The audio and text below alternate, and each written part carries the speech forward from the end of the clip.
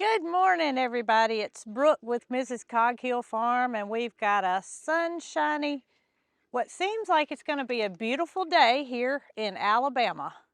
So have some things planned to do, but as I was walking to the barn, I glanced over and peeked at the aviary, and I said, you know what? People enjoy seeing the aviary, but I've kind of just not shown it. And the reason being is because this is Marycarl's area. She takes care of all the birds over here, and there's really not a lot of need for me to come over here unless there's something I need to help her with. Now, I'm not helping her with anything today, but I did decide that I needed to show the beautiful Victorian crown pigeons and what's going on in here, which is what I was gonna say, not much of anything, until I entered the door. The dogs say something's going on, but upon entering the door to the aviary, I don't know if y'all can see back behind me, but the male is standing here. I'm gonna turn the camera around, and this camera does not have a great zoom feature, so hopefully y'all can see what I'm talking about. On the left side is the male, and he has a piece of looks like pine straw in his mouth. Temperatures today are very spring-like. Right now, early in the morning, it's already in the low 60s. So obviously he's thinking maybe time to do some tidying up on the nest. I don't really know what he's planning, but she's trying to get it out of its mouth right now. I'll have to start paying closer attention to what they got going on, because obviously they think it may be time to work on their nest. I don't know where he's going with that little twig, but anyway, I just thought I would come over and show you guys some footage of these beautiful birds that I have not shown in quite some time. And there really hadn't been anything going on with them since the last time that she laid an egg. It's just been kind of, well, just not anything going on. If they had been constructing, or she had been thinking about, laying an egg, I would have updated, but nothing's happened. You can see the plants, most of them have gone dormant. Our plans were to take some of the mulch that we have piled up in the back of the property over there and add to where the mulch has just kind of disappeared over here. I was going to get our buddy Caden, that has been helping us out on the farm, to do that, but Caden had a motorcycle accident, and he's not going to be able to help us until he has surgery and has recovered from that. So it's fine without mulch in here now. It's just not something that we have a lot of time to do, and the mulch is very heavy, has to be transported bucket by bucket from the tractor to in here. So we're just gonna let this go, and maybe the next time we put the birds up and it's cold enough, we do put the Victoria Crown pigeons inside this area. That door opens up, and it does have a heater in there. So when the temperatures drop in the low 20s, we do put them up, and they are tropical birds that can withstand some cooler temperatures, but when it gets really cold, they just can't. They can't endure those temperatures, and we kind of get behind them, and they go right in like they should. But he dropped his stick, so we're gonna just take that as, well, springtime may be coming, and I'm gonna tidy up my nest. He got scared when a pigeon flew by, but aren't they beautiful? I hope this next year we actually get a baby. You never know. As I'm exiting the aviary, something caught my eye, and that is the peahen and what I think is a peacock, which is the youngest one. He's on the ground over here, right there. I believe that's gonna be a male. That's the youngest one we have. And then up here is the male that's a couple of years old. I previously said I was going to call him James Beard. we also called him Not Scott. And as you most know, we found Scott deceased in here. He was our oldest peacock here, so it's been kind of weird to not have him around, but at least we have some of his offspring. Good morning, Mr. Tommy. What you got going on? You just gonna check things out, make sure everything's doing well today? I don't blame you. Oh goodness. I guess that's what you think of me, huh? Okay, well, I'm gonna head on to the barn, see what everybody's doing. Well, I must inform y'all that I have a goat in heat. And when that happens, they tend to let out a lot of screams. They're very vocal, and it happens for the duration of a day or two.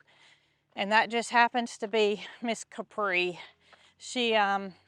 I've already fed this morning. I've been to the barn and taken care of everything, but Miss Capri is letting Joe and Mo know that she is inviting them to come over. However, I say, you're not welcome. We're giving Capri the year off. I just don't think it's right to breed her consecutive years, and she's gonna stay on her side of the fence. What are you two up to? I think we're gonna work in the garden. Who's gonna work it? You said we. Yeah, me and Holly. Holly? Yeah. Are you gonna work? I thought you were just a rider. Okay, well, he's told on you now you can do work. As long as you can work, I'm off the hook, right? That's right. Okay, so what y'all gonna do? I think I'm gonna till up the spots where we had our summer garden. Okay. And get them ready to be tarped. Well, I was just saying that Capri's in heat. Yeah. It sounds like Loretta's in heat from the sound of things. She's very vocal this morning, Loretta and Gus. And I fed them 2 pumpkins and their regular feed this morning. Well, maybe they tell you they want more pumpkins. Yeah. But needless to say, throughout the day, we're going to continue to hear Miss Capri being very vocal, and I was just explaining that happens for a day or two, and not much we can do about it because we're not going to breed her this year. And she can just sit there and holler at the boys all she wants to, but they're staying on their side of the fence. Okay, well, y'all get busy. All right. You gonna use a tractor? Yeah. All right, make sure. Using it, are you? Well, I'm not planning to, but make sure you air that tire up. Okay, will do. Well, since our temperatures have been mild, I have not needed to let Nugget and Goldie come from the pasture that is at the pond to over here where they can get in the stall, and therefore I've just opened the gates and allowed Honey and Jesse, the goats, as y'all can see over here, and then Miss Matilda, who is our newest addition. She is a Holstein heifer, and well, I say heifer, she's a calf, and I'm going to show y'all Miss Matilda. I don't know where she is. Every morning she's been out enjoying her hay bale, but it looks like she's not there this morning. So the goats are all congregated over here by the wagon, and Jason and Caden put out some straw around the wagon to keep that from washing away like the mulch did, and he ever so geniusly put this panel of fencing on top of the goat fencing in order to keep the goats from sticking their head through and thinking they can eat the pine straw, and it has really worked out. I don't think that the goats have been able to gnaw on the pine straw or stick their head through, which is what they're always after. So I think y'all know that wherever I go, Bandit goes. And his brother Rocky coming up behind me. Jason calls them my Secret Service. Rightfully so, because I'm telling y'all, no matter what I do, these two come along. Now Dee Dee has already been to the barn and fed this morning, so I think she's gonna wait this one. I was trying to show the boys, not my lower half. I think she's gonna wait this one out because she's already, oh, did y'all hear that? Miss Pookie Pocket Mini Horse is out and about this morning. She's ever so loving the little bit of grass that's left. And since we've added some long stem fiber, which is hay, a mixture of alfalfa and then our horse hay that we use, she has not had any episodes of stomach issues. And Dr. D, when he came to see her, seemed to think that would help put a damper on some of her stomach problems, because previously her owners did not give her any hay. They had a hay allergy. So this is an all new diet for Miss Pocket with the addition of hay that she loves. You got some in your hair today, girl. You can see she's not at all fazed by the dogs. And she and Peaches have definitely bonded. I'm surprised Peaches isn't out here now. They may have already made their lap. Pocket, do you hear what I hear? I mean, I know that y'all, it's really started to sound like a menagerie of animals. When I come in to feed in the morning, of course, we're keeping Matilda in a stall because of her leg. Now, she is allowed out and to mingle with the goats during the day, but at night she stays in a stall. And when I open that barn door first thing in the morning, it's always been that Pookie is so excited to see us, probably more excited about the food, but she gives us that whinny. And now Matilda gives us a big giant moo on top of Pocket's neigh, and it just is starting to sound like what a barn should be like. Hence the goats doing their noises. Good morning, beautiful boys. What are y'all doing? I see Sylvester sneaking his little head out. You gonna come out? Yeah. Well, let's go in, and I've already opened Matilda's door, but she wants a little something extra. She loves to be loved on, and of course we've gave her a lot of one-on-one time since she's been here, but she's just a big old puppy dog is what it amounts to. She's just like a little puppy. Come on out here so you won't hit me to the moon. She has butted into me a couple of times.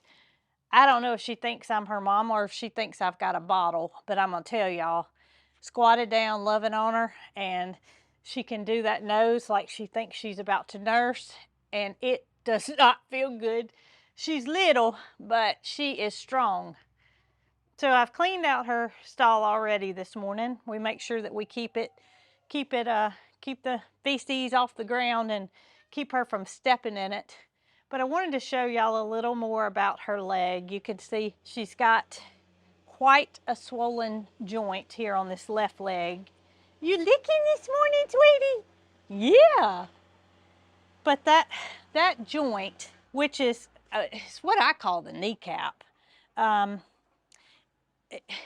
it's hard. It is hard as it can be. We were told that the mother stepped on her as a calf and it was broken and it fused back together to where the bones are just a big wad of solid mess. My fear is when she gets grown that she won't be able to support her weight. Of course, we don't think she'll get nearly as big as Moody. Did you hear Jason come in? We don't anticipate her getting nearly as big as Moody because she is a female, but she's a large breed dairy cow, so she is going to get some weight on her, and we don't want to prevent her from growing by all means. But our fear is that she won't be able to support herself on 3 legs. And you can see how she keeps it relaxed right there, and she almost uses it as a crutch. I know, sweetie, when she walks. Well, Matilda, guess what? You're going to have some neighbors next door. Jason has cleaned out the stall that is next to Matilda's stall. It was previously, I almost fell down, previously storing things that probably needed to go down to the old barn anyway. A string trimmer on wheels, a generator that we need to have some repairs done on. All that stuff can go down to the old barn. So with that stall being cleaned out, I am going to move Mama Silky and her babies next door over here to Matilda. I do have to get some shavings, but I want part of the stall to not have shavings because shavings get in feed and water. A chick's water will be covered in shavings and they won't even be able to drink if it gets too many in it.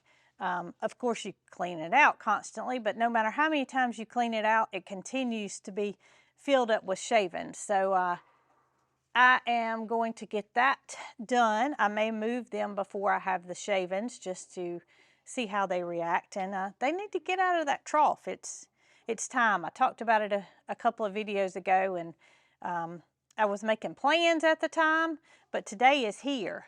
And girl, you're gonna have some new neighbors.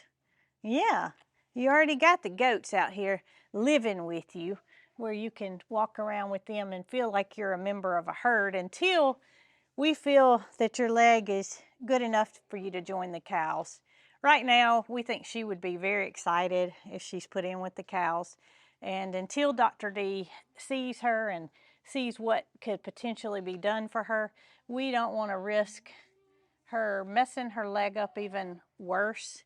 And she's just going to be in with the goats and Jessie and Honey until we figure things out.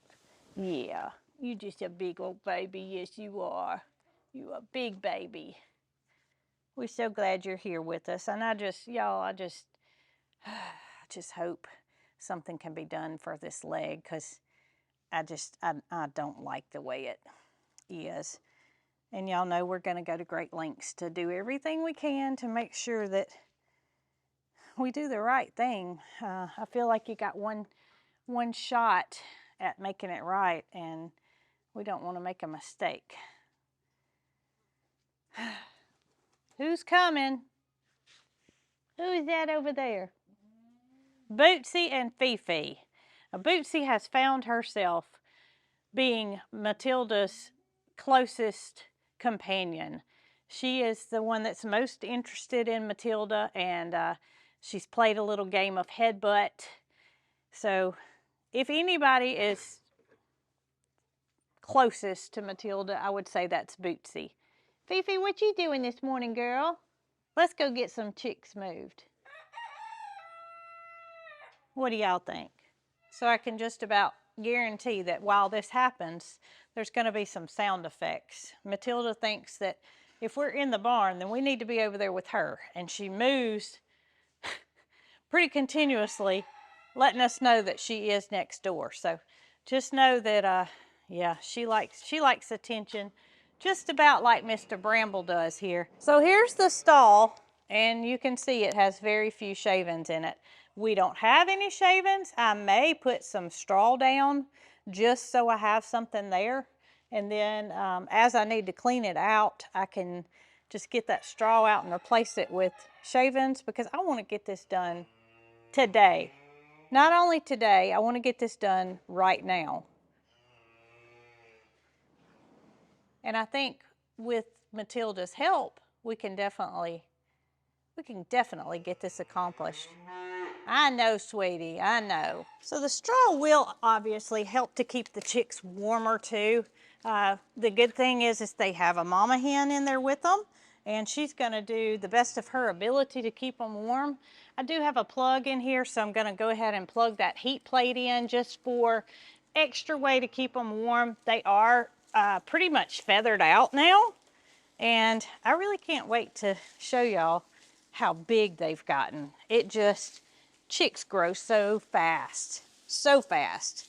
When we lived at our previous farm, we could not ever find straw. It was just few and far between. If we got straw, then we drove to the county we live in now, which is about an hour from where we previously lived, to get the straw because it just was something that wasn't plentiful. And I don't know why that is, but I'm probably just gonna have to take take the bull by the horns, so to speak, and let it all fall apart. Got a wheelbarrow here. Gonna need a little bit more here at the entrance.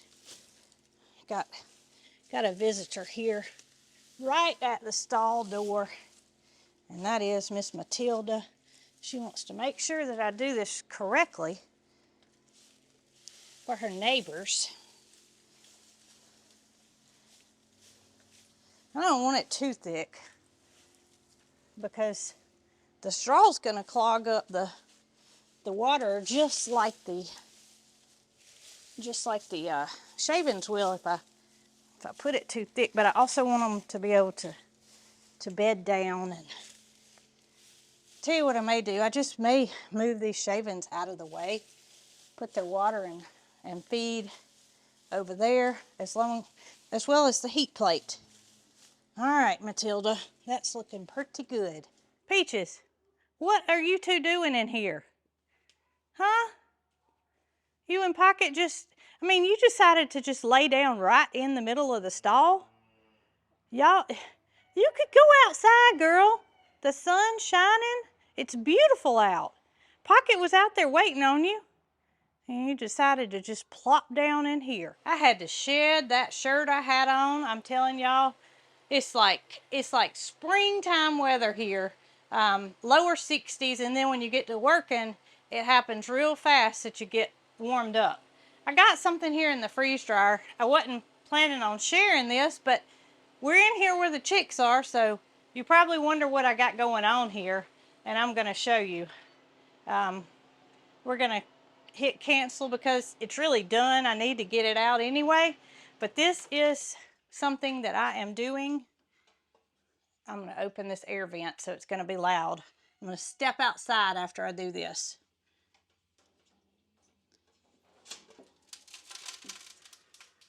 It's not too loud because I don't know if I did better or not by stepping outside. I got to compete with a cow now. But this is something that I'm freeze drying for Miss Laura over at Simply Making It, who makes the best goat milk soaps and goat milk products, in my opinion, that there is out there. So we are freeze drying calendula flowers for Laura. She has a project in mind that she is working on for us. And so we are obviously growing calendulas. Therefore, we have utilized them by freeze drying them. And I want to show y'all the finished product here. The machine's draining, so nobody's in here using the floor. But y'all, look how beautiful they are. As they blossom and open up, Jason and I are cutting them and putting them in the freeze dryer for Miss Laura because, like I said, she's got something special in mind. And I'm going to put these back in here until I get finished setting up the chicks. And we'll get those in a jar to get over to Miss Laura. So I've already been to the barn this morning. I've taken care of all the animals, and that included the chicks. But me having cleaned out their water this morning, it already has shavings back in it. So I'm thinking by moving them into a bigger place and a place without shavings under the water, they kick these shavings in there. And this is a small area, so they have no choice but to go in the water. But I'm thinking that this is going to really help to eliminate their water getting clogged up. Now I got my little cat carrier here, and I'm just going to start by gathering chicks. It's okay. Yeah, go on. Go on. There's Sylvester's got a peek at them. He wouldn't. It's okay, Mama. Yeah. Let's see. I told y'all this was going to be a mess. Yeah. Mama thinks I'm not going to get y'all back to her. And oh, my goodness. Chicks on the loose. No, no, no. Go back in. Go back in. Shut the door, Brooke. All right. I think I can grab Mama. It's okay. It's okay. So I have Mama in my hands. Gonna take her first, get her over there, and run back and get the chicks and get them reunited. You're looking so beautiful. You're so happy to have those babies, aren't you? All right, Mama, I'm bringing you babies. Look, here's all your babies. Here's all your babies. Yeah, we're going to get them out. Here they go. Look at there. Oh, my goodness, there's Mama. Yeah, how's this? Is that pretty good? Yeah, everybody's reunited with Mama. And guess what? We can keep the feeder from getting filled up with shavings, we think. I am here to tell you, y'all have grown. If I had to pick one, this is probably my favorite. She's got a lot of different colors on her. And you couldn't tell when they were babies what they were going to be. Some of the darker color ones have gotten solid dark. I still can't tell hens from roosters, but we got some that are a lot bigger than others, obviously. I don't know if y'all can see Miss Matilda through the crack or not, but she's over there just chewing her cud, and she's just fine. Okay, babies, I'm gonna go get y'all's heat plate, and hopefully, it'll reach down here without an extension cord. Let's see, Mama. Let's put this back in the corner. Okay, let's put this back in the corner. Come here. Come here. Come here. Come here. Come here. Oh, goodness. Nobody behind there, is it? All right, let's see if this will reach. I think so. Oh, yeah, we're in good shape.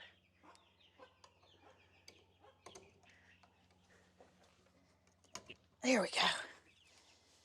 Y'all, this heat plate works wonders, and I've had it for many years. We had it at the old farm, and it's just, I mean, it's something available any chick supply store, but it has legs on it to where it can transfer to go on top of small chicks, or it can stand upright like I've got it to keep them warm up against it. Mama's already pecking around and trying to show them where to go and what to do, but they're plenty big enough to come out of the heated room. And if the temperatures were to get really low at night, I do have it's an oil-filled heater that I can put in here that is for animals and give them some extra warmth if need be. But I don't think that's going to happen. I think this heat plate being in here is going to be just perfect, and I do think that the water is going to stay cleaner, and I'm not going to have to worry about coming out here 4 or 5 times a day to make sure they can get to their water. All right, Mama, show them the ropes, okay? Well, it's going to take some getting used to not looking over here and hearing chicks, seeing chicks in the corner of the milk room, but it was time. I mean, it was time. This area served its purpose. I don't plan on having any more chicks until at least springtime, and at that time they can go into the brooder outside, because I don't think anybody else is going to have a, you notice I'm saying think. I don't think anybody else is going to have a mama hen that they need to raise them. Y'all, look at how beautiful these flowers are. And I'm just putting them in this mason jar until I can get them to Miss Laura. They are completely dried.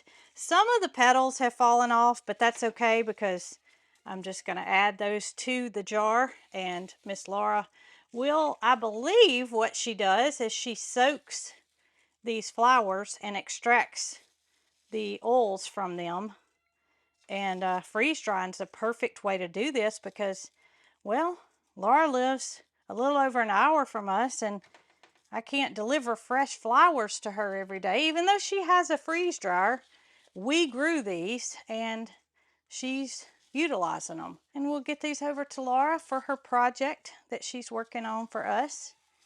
Stay tuned. So if y'all are interested in any of Laura's products, she does have a website, and of course she ships.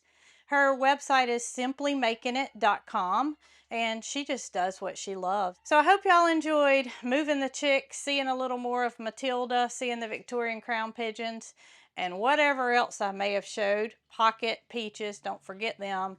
And y'all, just stay tuned. Until next time, I will update Matilda when we can. Y'all be good.